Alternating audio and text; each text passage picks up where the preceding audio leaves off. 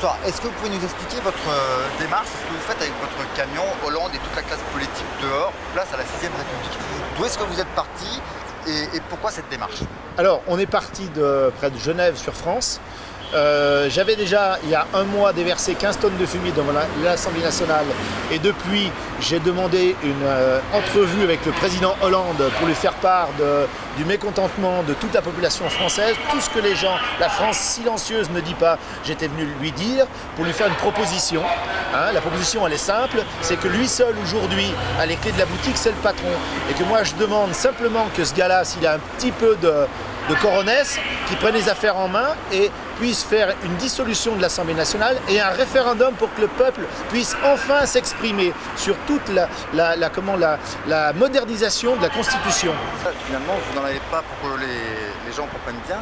Vous n'êtes pas là finalement que pour M. Hollande, mais c'est marqué sur votre véhicule pour l'ensemble de la classe politique. Oui, c'est-à-dire qu'on pense que la classe politique, maintenant, ne représente plus les Français. Elle est corrompue, pour beaucoup. Elle n'est pas à la hauteur. Et pourquoi 80% des Français n'ont plus confiance dans la classe politique? C'est catastrophique. On est parti ce matin à 8h30 et depuis ce matin à 8h30, on a une voiture de police, de gendarmerie derrière le cul du camion.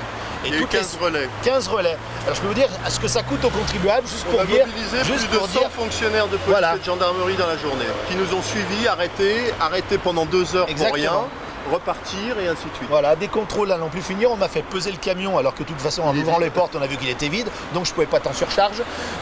On a tout fait pour nous retarder, pour qu'on arrive sur le périphérie sur Paris de nuit et pour qu'on ne nous voit pas. C'est-à-dire on ne veut pas que ça se sache. On veut pas que le peuple sache qu'il y a des gens qui se bougent un petit peu. On a des revendications, on ne veut pas nous écouter. Ok, d'accord.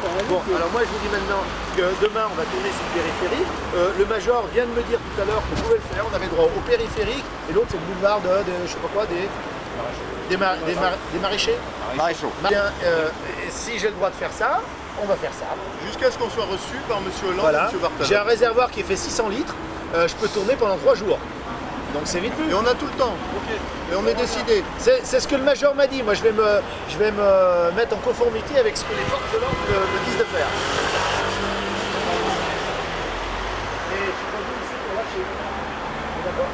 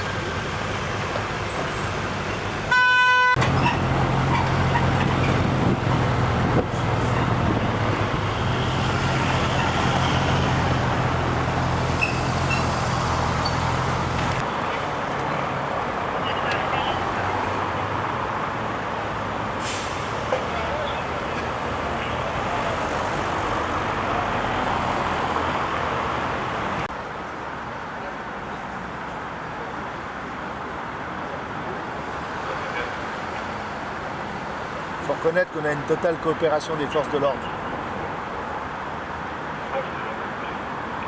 La France d'en bas travaille avec la France d'en bas.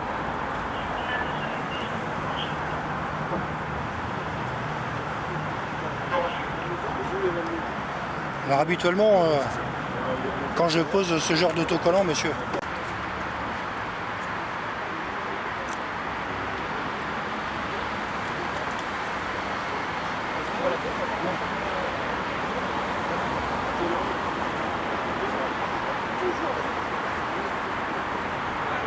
sont vos intentions pour demain? Pour demain, alors demain, le but c'est qu'on a toujours une demande d'entrevue avec le président Hollande. Et le président de l'Assemblée nationale. Voilà, on aimerait bien les obtenir, hein, Tous les deux. d'accord. Et donc de toute façon, normalement, 8h30, on doit reprendre le périphérique avec le camion et ses banderoles pour sillonner le périphérique, en tout cas une bonne partie de la journée. Jusqu'à pour, ce qu'on obtienne voilà. un rendez-vous. Exactement.